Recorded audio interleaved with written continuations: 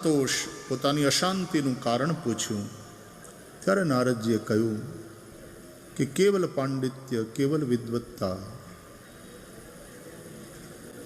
સારી વાત છે પણ પર્યાપ્ત નથી. ભગવાનની ભક્તિનું બહુ મહત્વ છે. હૃદયમાં ભક્તિ નહીં હોય ત્યાં સુધી આંતરિક તૃપ્તિ નહીં થાય.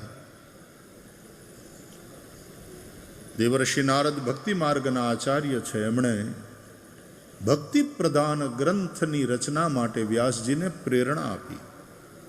પોતાના પૂર્વજન્મની કથા સંભળાવી. એ ઉપબર્હણ નામના ગંધર્વ હતા અને એને શાપ થયો હતો. એટલે દાસીના ઉદરથી એ જન્મ્યા હતા.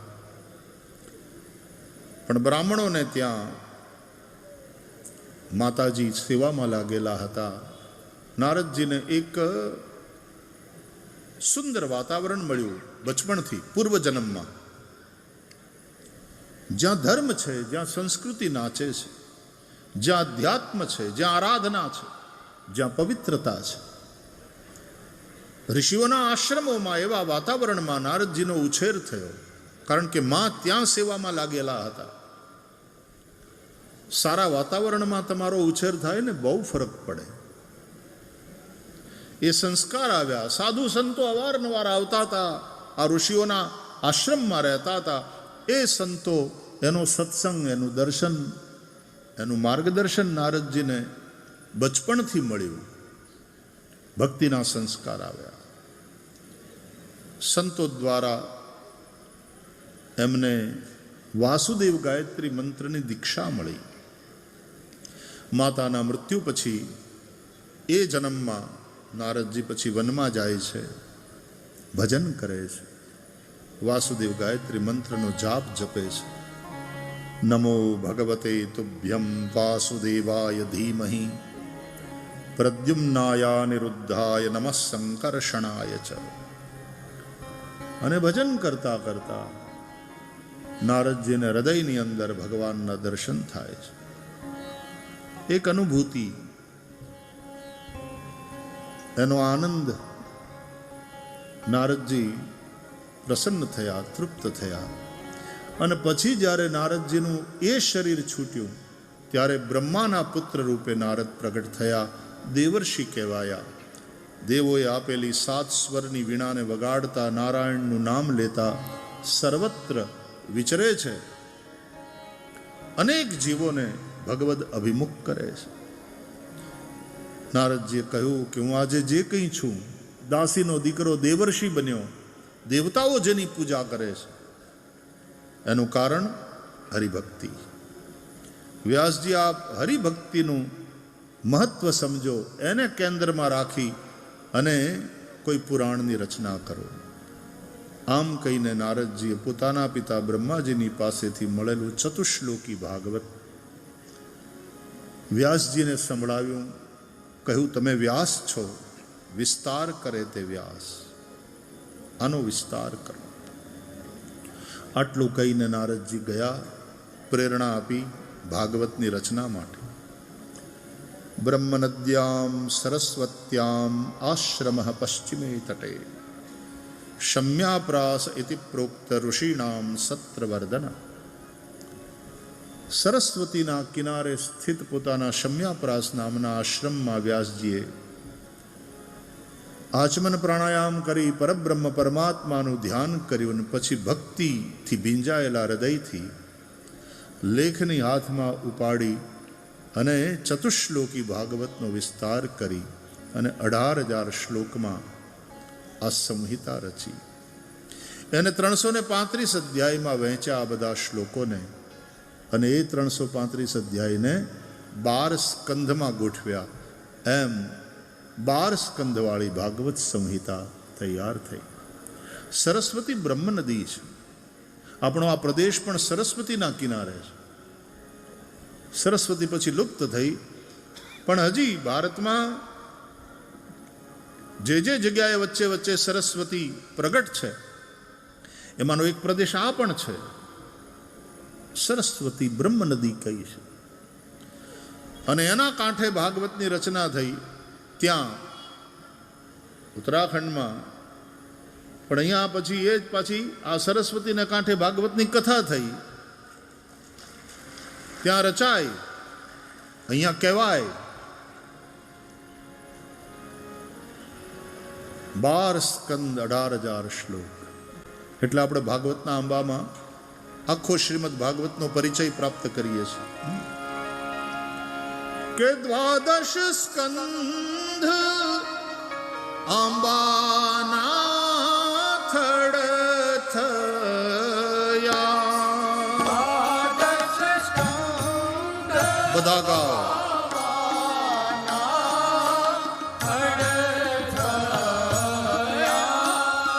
335 અધ્યાય છે ડાળ એ સખી રે આંબો રોપીયો. 335 અધ્યાય છે ડાળ સખી રે આંબો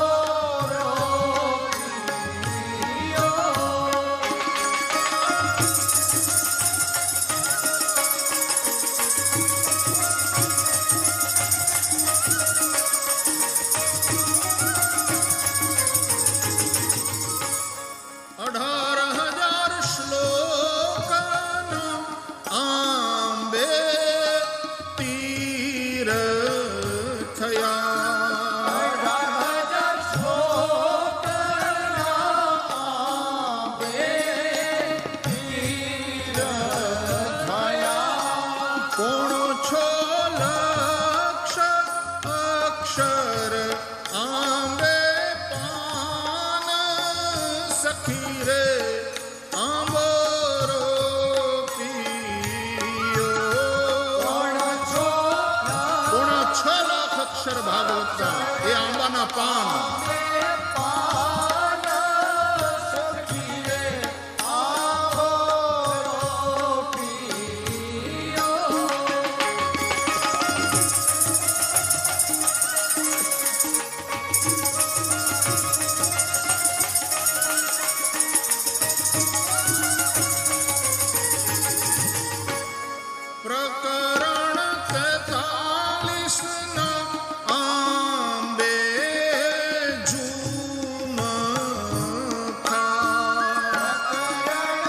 મોર આવ્યા.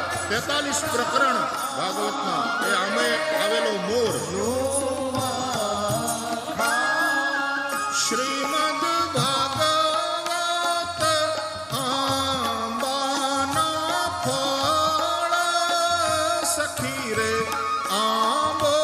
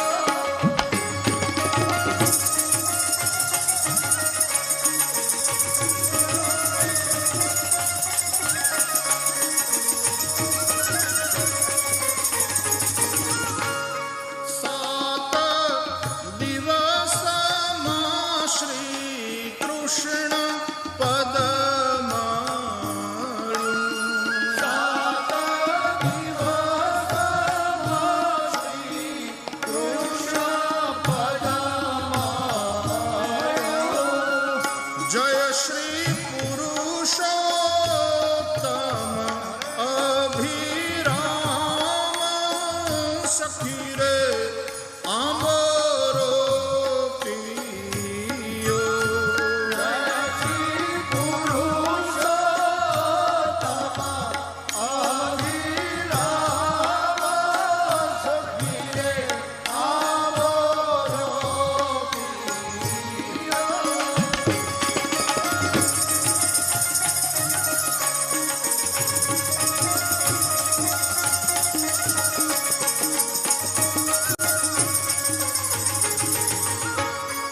આંબો ગાય શીખે ને સાંભળે.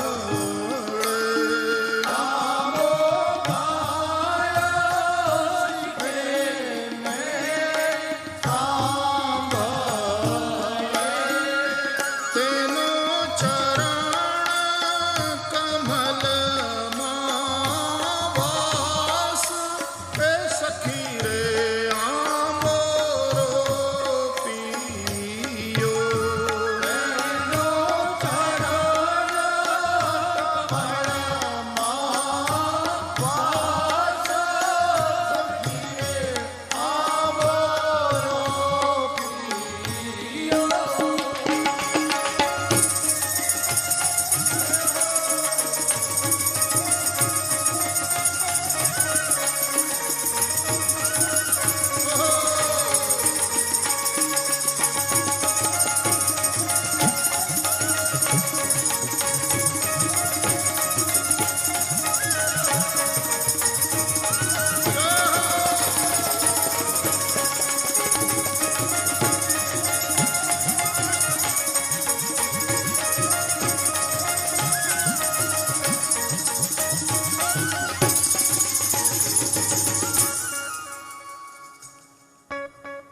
જાઉ શ્રી વલ્લભ કુલને વારણે બલિહારી માધવદાસ સખી રે આંબો રોપીએ.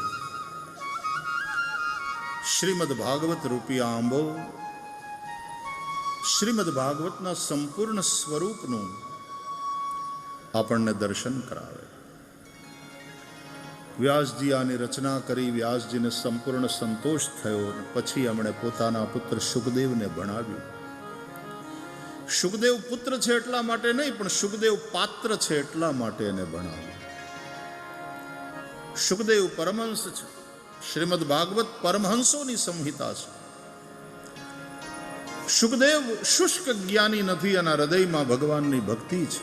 શ્રીમદ ભાગવત ભક્તિ પ્રધાન ગ્રંથ છે. અને તેથી શુકમ અધ્યાપયામાસ નિવૃત્તિ નિરતમ મુનિ. શુકદેવ ભણ્યા. ભગવાનની આ કથા એવી દિવ્ય છે, એવી અદ્ભુત છે, એવી રસીલી છે કે જે નિર્ગ્રંથ છે, જે મુક્ત છે, એને પણ ભગવાનમાં ભક્તિ થાય, ભગવાનમાં અનુરાગ થાય. તેથી શુકદેવ ભણ્યા.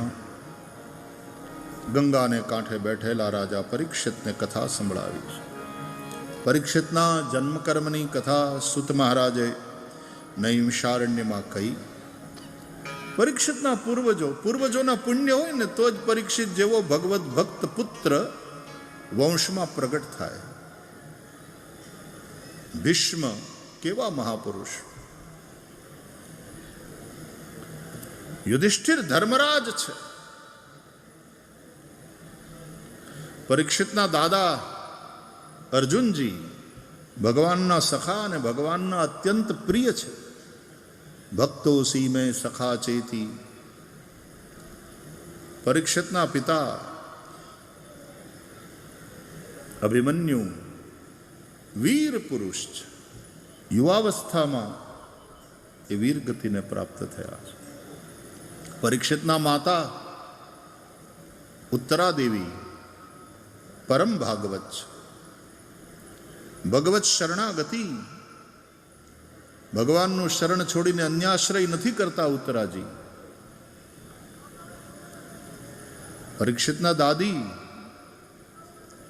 સુભદ્રા જે શ્રી કૃષ્ણના બહેન છે, અથવા તો દ્રૌપદીજી, એ પણ દાદી કહેવાય. એ પરમ ભાગવત છે, જે દ્રૌપદીના દ્વારકાધીશે ચીર પૂર્યા. અને પરીક્ષિતના પરદાદી એવા કુંતાજી,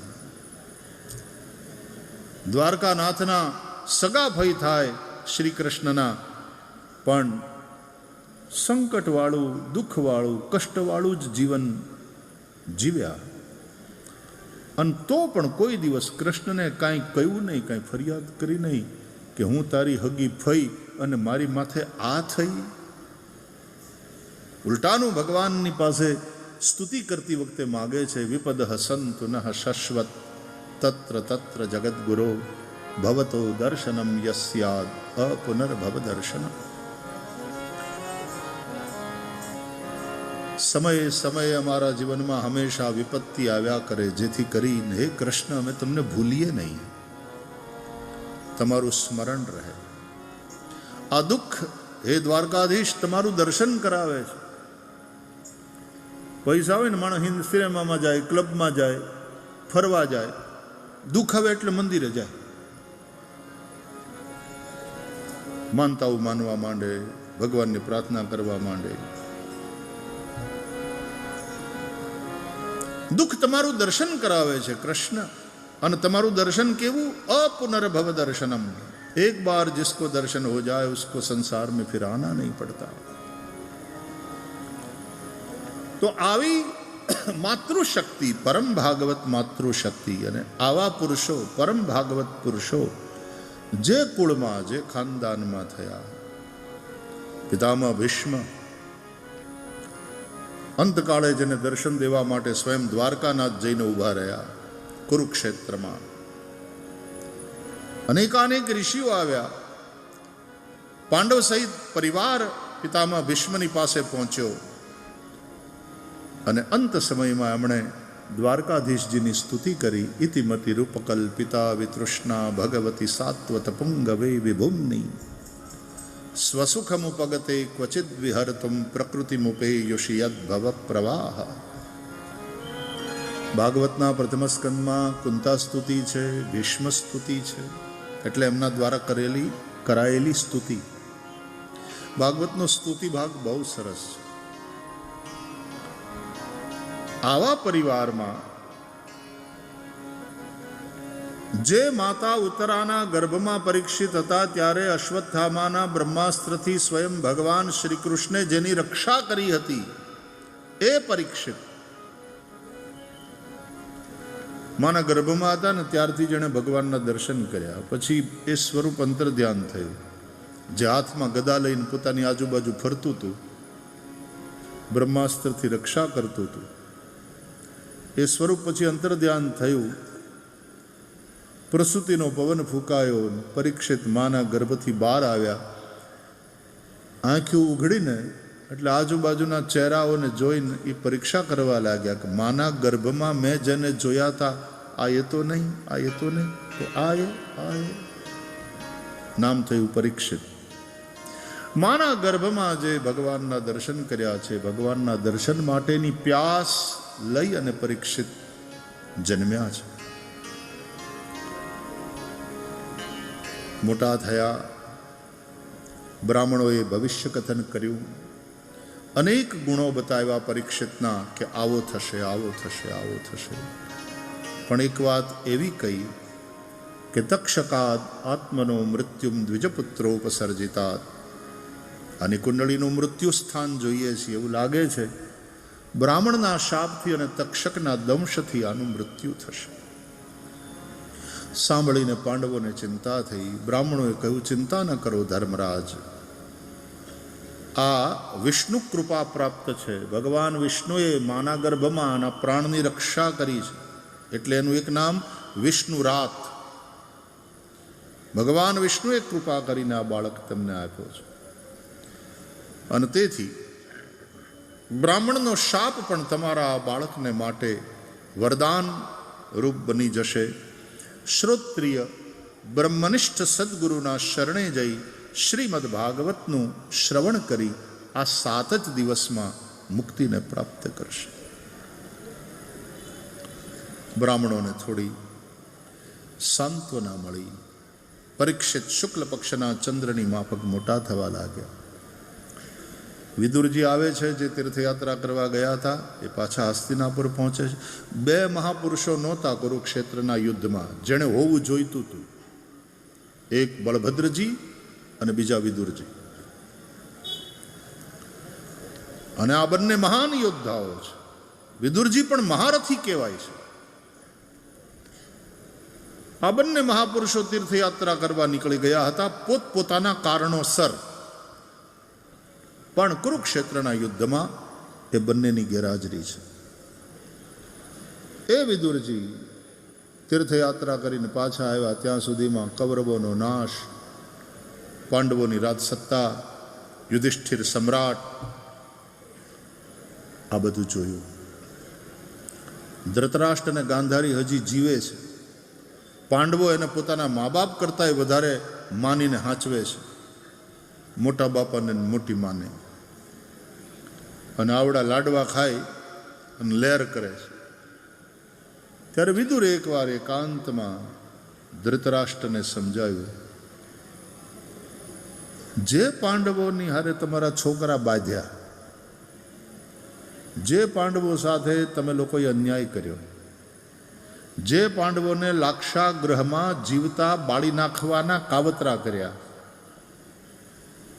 જે પાંડવોને વનવાસ આપ્યો, જે દ્રૌપદીના ભરી સભામાં ચીર ખેંચાણા, એ જ પાંડવોના મહેલમાં એ પાંડવોની સેવા સ્વીકારતા સ્વીકારતા અહીંયા પડ્યા છો. તમને શરમ નથી આવતી?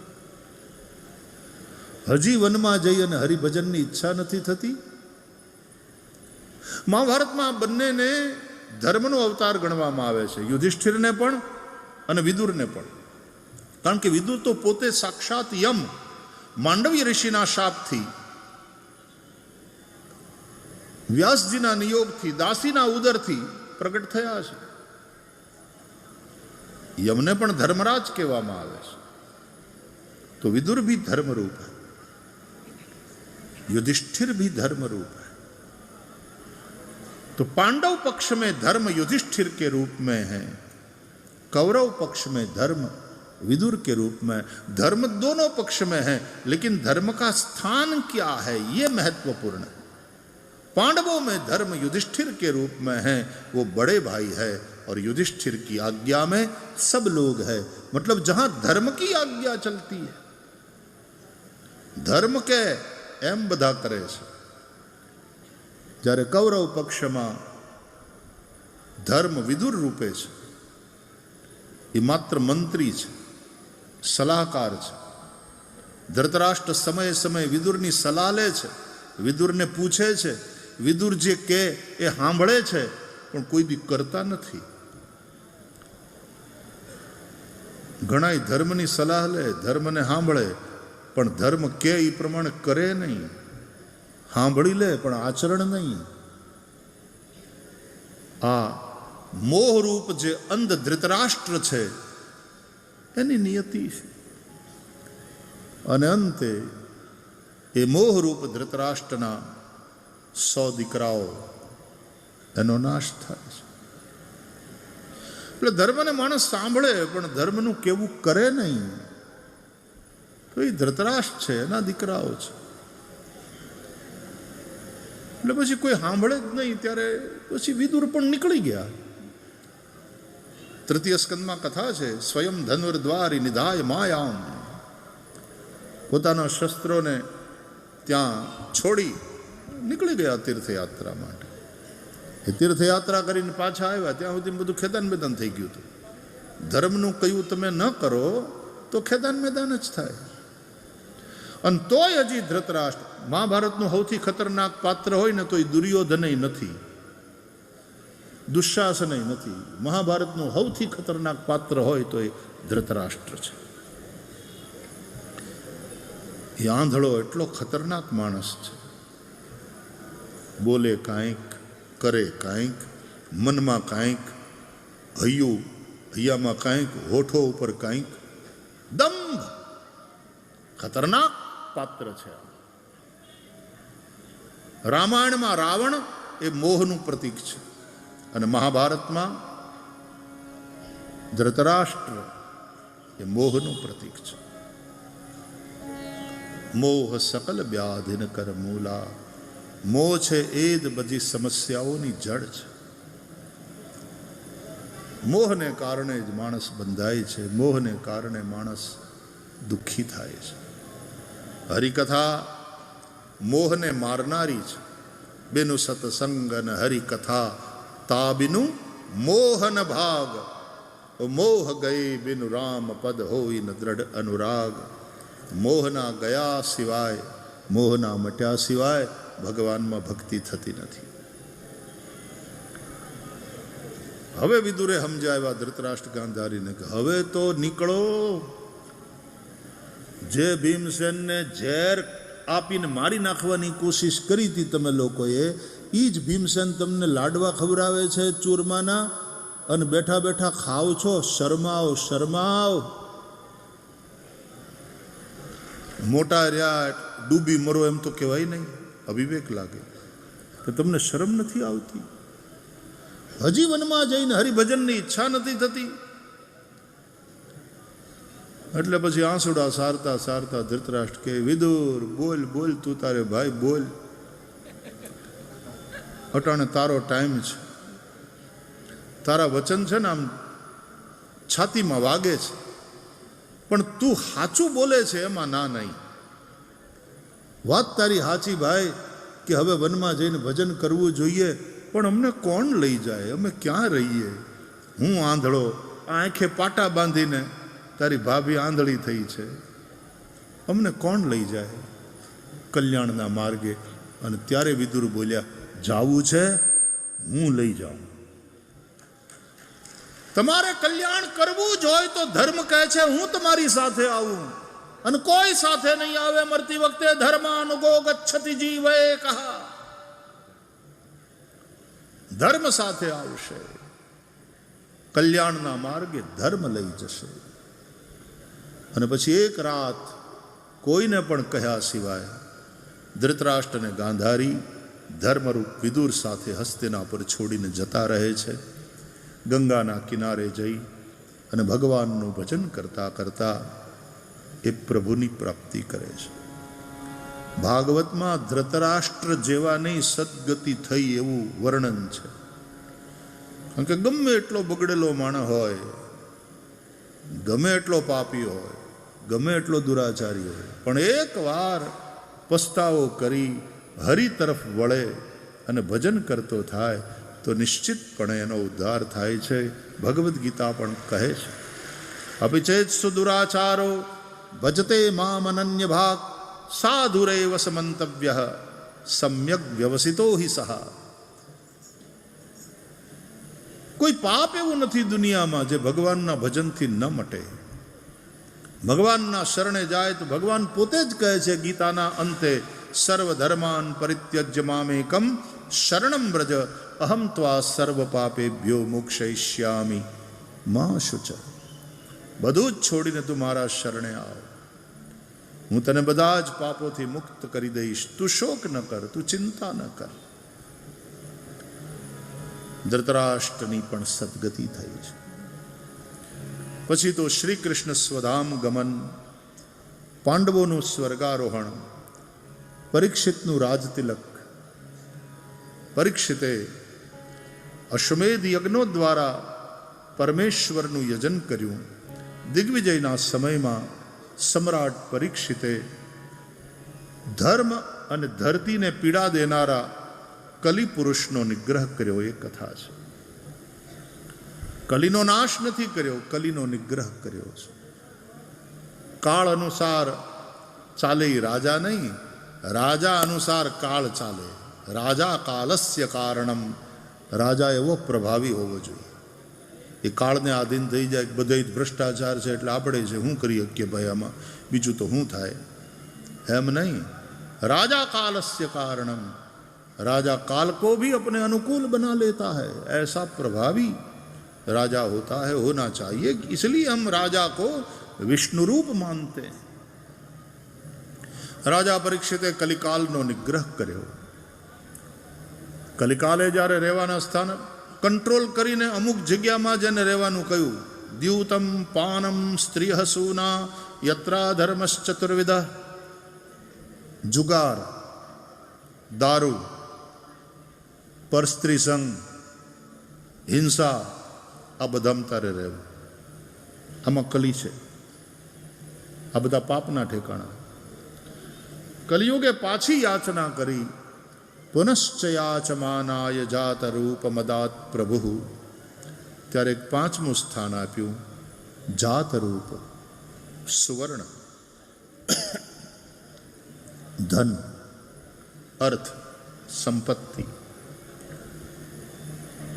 જર જમીનને જોરું, એ 3 કજિયાના છોરું.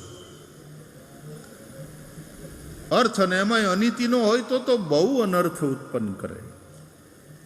અનીતિ સે ધન હોત હૈ બરસ 5 અરુ 7, તુલસી 12 બરસ મેં જડા મૂલ સે જાત.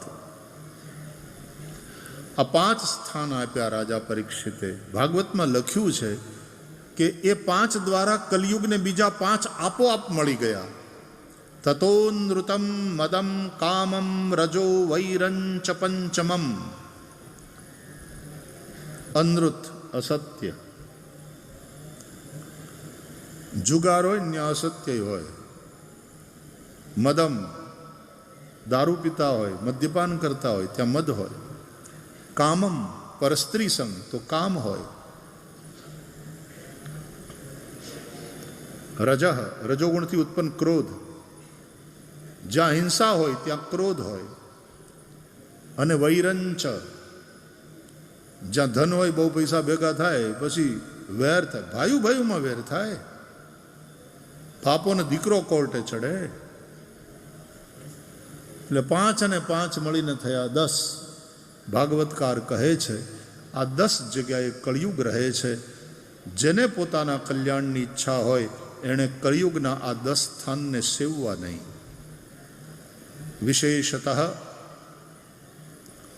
ધર્મશીલ રાજા લોકપતિર ગુરુ.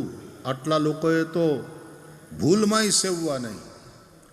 જે ધર્મશીલ છે, જે ધાર્મિક કેવડાવતા લોકો છે, જે રાજા છે, શાસક છે, સત્તાધારી છે, લોકપતિ જે સમાજના આગેવાનો છે, અને ગુરુ, ઘરમાં મા બાપ એ પણ ગુરુ કહેવાય, અને જે ધર્મ ગુરુ હોય, આ બધાએ તો આટલા સ્થાનને ક્યારેય સેવવા જ નહીં તો સમગ્ર સમાજ નષ્ટ ભ્રષ્ટ થાય. રાજા પરીક્ષિતે ધર્મરૂપ વૃષભના 3 તૂટેલા ચરણને હાજા કર્યા, 4 પગે એને ઊભો કર્યો. આપણે ગઈકાલે થોડી ચર્ચા કરી હતી કે ધર્મના આ 4 ચરણ આચરણ માટે છે. સત્ય, તપ, પવિત્રતા, દયા. લોકો ધર્મના 4 ચરણનું આચરણ કરે તો ધર્મ સ્વસ્થ અને સશક્ત બનીને કલ્યાણના માર્ગે લઈ જાય છે. રાજા પરીક્ષિત ચક્રવર્તી સમ્રાટ બન્યા. કોઈક સમયે રાજા પરીક્ષિતથી પોતાથી ભૂલ થઈ. જે મહાપુરુષો હોય, જે સજ્જન લોકો હોય, ક્યારેક અજાણતા એનાથી તે અપરાધ થઈ જાય. એની અપરાધી માનસિકતા ન હોય. ઘણા ક્રિમિનલ હોય, સ્વભાવથી ક્રિમિનલ હોય, કોર્ટને ખબર હોય, પોલીસને ખબર હોય તો એને એ અનુસાર સજા થાય. પણ જેનાથી અજાણતા અપરાધ થઈ ગયો, માણસ સજ્જન હોય, હંમેશા કાનૂનનું પાલન કરનારો હોય, પણ અજાણતા અથવા તો અજ્ઞાનવશ એનાથી કોઈક અપરાધ બની જાય તો કોર્ટ પણ એને એ જ દ્રષ્ટિએ જુએ.